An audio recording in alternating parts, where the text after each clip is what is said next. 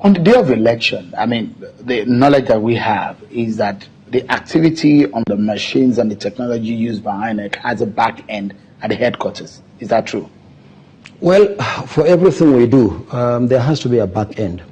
But if you are talking about back end in terms of the places where results are transmitted, I want to make this important clarification. We'll transmit results in 2019 as prescribed by the Electoral Act 2010 as amended, which is essentially manual. It involves the collation and transmission of results physically from one stage to another, and there are prescribed forms.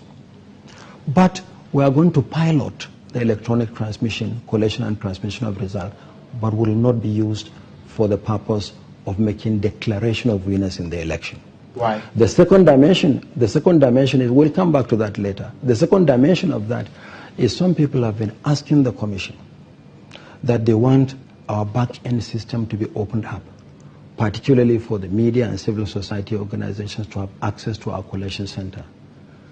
The collation center for the presidential election will be at the International Conference Center in Abuja.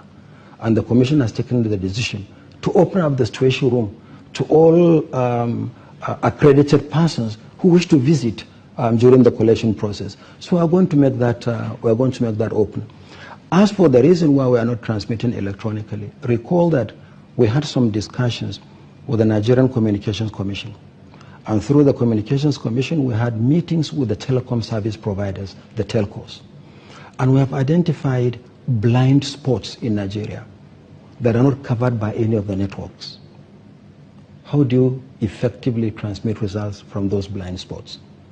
In order to address the issue of the blind spots, we also had a meeting with the Nigerian Communications Satellite.